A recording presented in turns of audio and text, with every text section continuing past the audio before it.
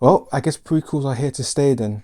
I guess so. I guess so. So A Quiet Place Day 1 released this year, 2024. It's basically a prequel to the previous Quiet Place movies that came out in 2018 and 2020. So A Quiet Place 1 and Quiet Place 2. And obviously those two movies I really loved a lot. So I was looking forward to seeing this movie. But I can't lie, when I heard the announcement for, the new Quiet Place movie, I thought it was going to be like the part 3, taking place after the events of part 2. But then after when I found out, okay, this is going to be a prequel to day 1 of when, the aliens or monsters came on Earth or whatever, I was kind of thinking, prequel, like, it's like, how many prequels do we need? We get so many prequels a lot of the time now that I feel like it's one of those things now where it's kind of just become normal. And I just feel like prequels for the most part don't really have a place in like movies, in my opinion, for the most part. Because as a lot of people say, including me, it's like it just gives us answers that we didn't really ask for. Or I guess you can say it doesn't give us anything new, or it doesn't give us anything, different that relates to the story or kind of entwines with the sequels. Of course, there are times where prequels make sense, but I do feel like for the most part, a lot of the times,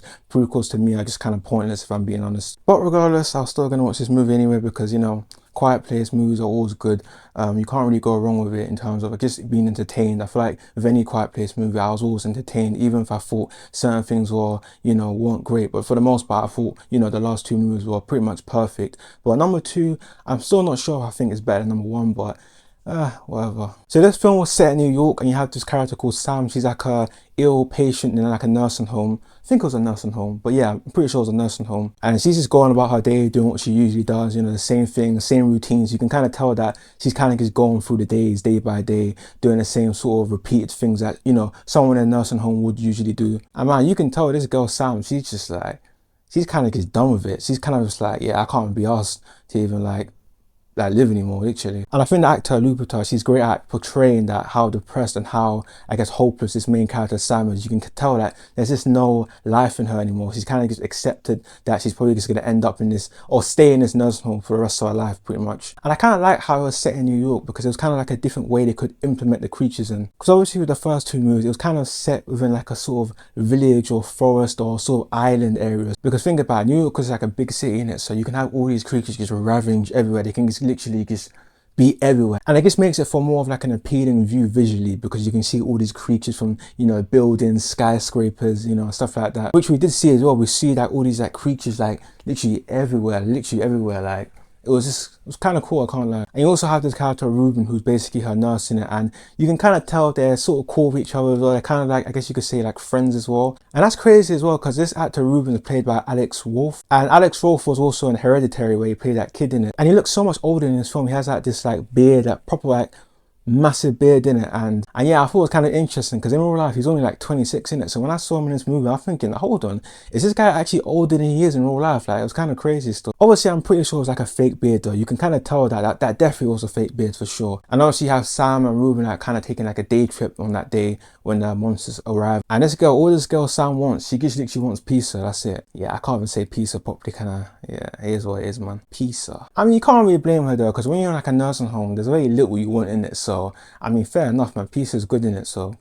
And pretty much the monsters arrive in the same sort of format as the Quiet Place Part 2, at the start of Quiet Place Part 2. They're just doing a daily routine like anyone would, and you can see like these like things in the sky just falling down, boom, massive explosions, the creatures arrive. Nothing really too different from the Quiet Place Part 2 introduction. But obviously in A Quiet Place Part 2, that day 1 sequence was focused on Emily Blunt's, character and her, family, and how they dealt with the issue and whatnot. So in this movie, we obviously have like different characters and different, people. Funny enough though, we actually have the character Henry, who's in A Quiet Place Part 2, which I think he actually died in Part 2. He's in this movie, so I kind of found that kind of interesting. Because I was just thinking like, why is he in it? I was kind of like confused in it, so.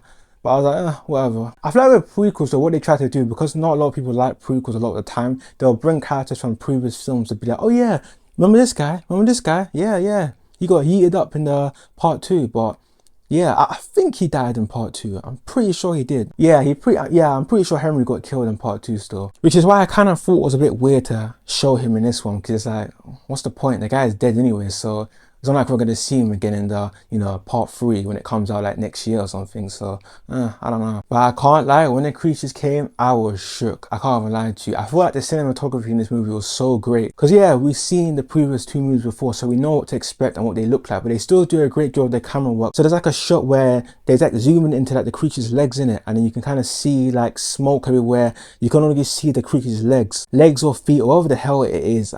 What is it, like a feet, a leg? I don't know. And it made you feel like this was the first Quiet Place movie that we're watching as an audience, because they're not showing the creatures straight away. And yes, we know what they look like from the previous 2 movies, but I still feel like they did a great job at making you feel as if, you know, we've never seen them before. So yeah, it was kind of cool still. And yeah, obviously with the other movies before, the family knew sign language since the daughter was deaf. This is like a different take now, because now we're actually seeing them lip reading each other, you know, making gestures and actually just using lips to read each other, as, you know, to communicate basically. I don't think it made too much of a difference, if I'm being honest though. But yeah, once again, the creatures are entertaining to see, they're exciting to look at and watch. And like I always say with these movies, I don't think you can really go wrong with it. I mean, you can have like a bad story, but it can still be entertaining, innit? In terms of the story in this movie, it's the worst if you compare it to the first 2. But I still feel like in this movie, you still are entertained, you still enjoy it, you still look forward to seeing the creatures. It's just always exciting to see, man. I don't know, man. I just like this sort of concept, how you make a sound, these monsters literally like just mash you up. I don't know, I find it cool in it, but that's just me personally. Some people might not like this movie, but you know, it was alright, We're also introduced to someone called Eric, who's, you know, one of the main characters. You have Sam and Eric, they're like both the main characters in this film. Eric is this sort of wimpy, scared little guy, which you can't really blame him though, because look, the war's literally over now. He's actually not from his country as well. He's not from New York. I think he said he's from like England or something.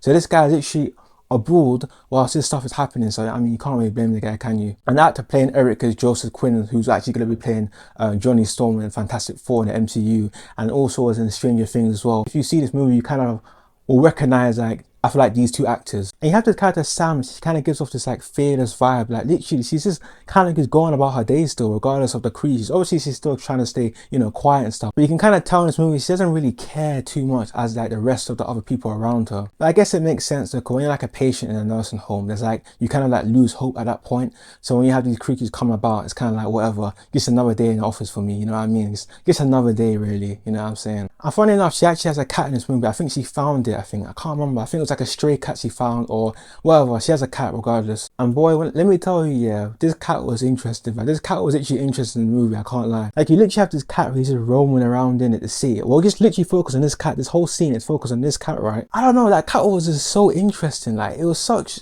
a weird scene, but it was still interesting. And it almost felt like a cat short film, like a cat in like a apocalyptic world, like a short mini little scene with like a cat, or a short film. That's what it felt like, a short film based on this one cat. And funny enough, I thought this was one of the most interesting scenes in this film. I'll be real with you, like, this cat to me was so like interesting, man. I don't know what other people might be saying about that, but I thought it was kind of cool still.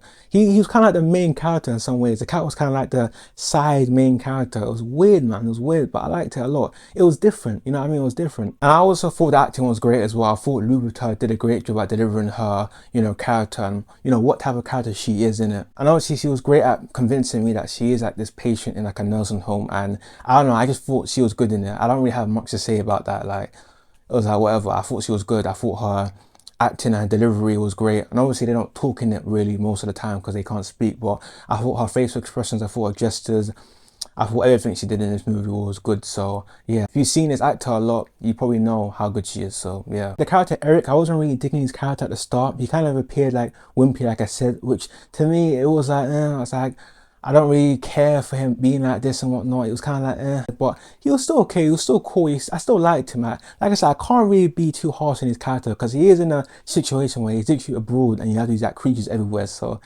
you know, I'll let him off a little bit. He was good at portraying what he was trying to portray. So yeah, but obviously in this movie, him and Sam are basically trying to find peace. Literally. That's literally the plot in this movie. And I guess you could say this is like a negative for me because the whole point, like literally when I was sitting down watching this movie, I'm literally thinking, are these characters really roaming around the whole New York here with all these creatures everywhere just to get pizza? Literally, just to get pizza. Like, I don't know how I feel about that because, like, I don't know, man. I don't know how I feel about that. To me, it's kind of a bit, like, to me, that was kind of a bit like, are you serious? They're literally risking their lives to get pizza. Like, bro, what do you think you're gonna find? You're gonna find some mangy old like piece that's rotten or something, most likely, of course. And even if there's a microwave that actually works, well, it makes noise, right? So you're looking for like cold, manky old pizza, which I mean to me was like, I don't know, man. I don't know. I don't know how I feel about that plot, but regardless, it's a still entertaining movie in it, so I don't really care too much because this is a prequel, not a sequel. Because with prequels, I can kind of just be like, yeah, whatever. It's like a prequel. It doesn't really matter. It doesn't really hold anything to the story. Sometimes it can, though, to be fair. But I feel like with this movie, it didn't really add anything or give us anything new for the upcoming part 3 that's coming out next year. So it was kind of like a one-off prequel, if I'm being honest. But I can't lie, in this movie, a lot of the time, I was literally just sitting there thinking like, please do not kill off this cat, man. Because when you bring in cats and animals, you're always just thinking, oh no, they're gonna kill that car, aren't they? They're gonna kill that dog, aren't they? But obviously, I guess that adds to the suspense, and you know, I guess it adds to the film itself. Quite a lot of people love animals in it, so when you see animals in like a movie, you're kind of just tensed up most of the time because you're thinking, you know, please let this animal be alright. So yeah, I like animals in it, so I don't like seeing animals get like killed in it in movies and stuff. So yeah, definitely did add the suspense for me personally. I also thought the pacing in this movie was good as well. I didn't feel like you were kind of bored. I felt entertained throughout the entire movie. There was not one scene where I thought, okay, this is dragging out. I actually pretty much enjoyed it throughout the entire movie. This movie wasn't going to affect the first two movies, let's be honest, unless it would have added something that kind of, you know, entwined with the first two movies. But nah, I mean, this movie was kind of separate from itself. It's kind of, you know, in its own lane. But yeah, I thought it being set in New York was, you know, cool. I can't lie. It wasn't bad. There was something different, a different spin on it in it. So, you know, I'm not going to really like, you know, get onto this prequel too much in terms of like it being a prequel because end of the day, like I said, it has nothing to do with the other movies in it. So yeah, you might see the actor Joseph Quinn again in part 3. Who knows? I don't know. I wouldn't mind, you know, I'd like to see like, you know, Kat again. I think if you like the first two movies, I think you might like this movie. It might be like a up and down with certain people. Some people might love this movie or like it. Some people might hate it. You know what I mean? So I don't know if you would love this movie. It depends, and it depends who you are in it. This definitely isn't like a bad movie. I just feel like the story plot was kind of flat in my opinion. It was kind of like weak. I'll be real with you, it was weak, but for the most part, you know, it was an entertaining movie, so whatever. But anyways, if you like this video, like, comment, subscribe, let me know what you thought about this movie. If you thought you hated it, if you thought, you know, this was, you know, alright like I did, or I thought it was entertaining, like I said. But I'm looking forward to seeing part 3 to see how they end the franchise. I'm pretty sure part 3 is going to be the last one in it. But anyways, that's it.